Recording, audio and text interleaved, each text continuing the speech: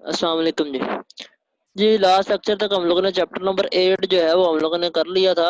Chapter number 8 की जो exercise है वो मंडे से जब क्लासेस ओपन होंगी तो वहाँ पे कर लेंगे। नेक्स्ट है ट्रांसफर ऑफ हीट।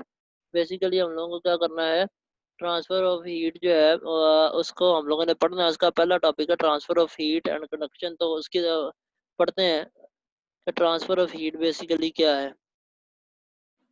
इसके लिए हम लोगों को जो है वो चैप्टर जो है 9 पे आना पड़ेगा। आ गया chapter transfer of heat. Transfer heat का मतलब है एक जगह से दूसरी जगह पे हीट का ट्रांसफर होना, एक जगह से दूसरी जगह मूव करना। तो पहली बात ये है कि अगर हम लोगों ने इसका थोड़ा सा बैकग्राउंड पढ़नी हो तो वो ये है कि हीट जो होती है वो बड़ी ये फॉर्म ऑफ एनर्जी है। ये बहुत जरूरी है हमारे सर्वाइवल के लिए। अगर हमारे पास हीट ना हो तो हम खुराक को पका नहीं सकते, खा नहीं सकते, बॉडी का टेम्परेचर मेंटेन नहीं रख सकते, और बहुत से इंडस्ट्रियल प्रोसेस हमारे इसके बगैर कंप्लीट नहीं होते। हम किस तरह से सर्दियों में अपना टेम्परेचर कम करके बच सकते हैं और ज़्यादा करके बच सकते हैं, और इसी तरह से हम लोग जब हीट ट्रैवल करती है तो उसका नॉलेज होना चाहिए। इस चैप्टर में हम लोगों ने हीट ट्रांसफर के जो है वो मेथड्स ही पढ़ने हैं। तो सबसे पहला है ट्रांसफर ऑफ हीट।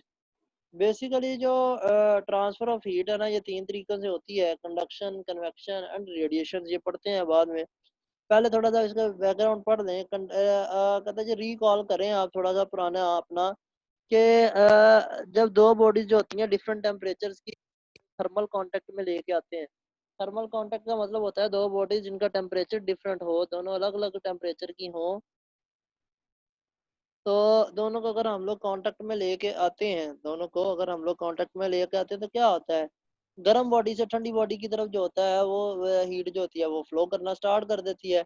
यही बेसिकली ट्रांसफर ऑफ हीट है। जैसे अगर मैं बात कहूँ चूल्हे के ऊपर कोई चीज रखी हो, उसमें अगर हम लोग चम्मच रखते हैं तो चम्मच अगर सारे का सारा स्टील का हो तो एक तरफ अगर से आप लोगों ने उसको क्या लेंगे, वो चूल्हे के ऊपर रखा हुआ है और दूसरी तरफ से उसको हाथ में पकड़ा हुआ है, तो थोड़ी देर बाद आपका जो हाथ है वो भी गर्म होना स्टार्ट हो जाएगा। आपने हाथ में स्टील का पकड़ा वो गर्म होना स्टार्ट हो जाएगा। इसलिए उसके जो हैंडल्स होते हैं वो मोस्टली प्लास्टिक के या लकड़ी के बनाए जाते हैं। ये जब तक थर्मल कांटेक्ट रहता है और जब तक दोनों बॉडीज का टेम्परेचर सेम नहीं हो जाता तब तक ये चलता रहता है। 3 तरीके से होती है अब ट्रांसफर ऑफ हीट होती है।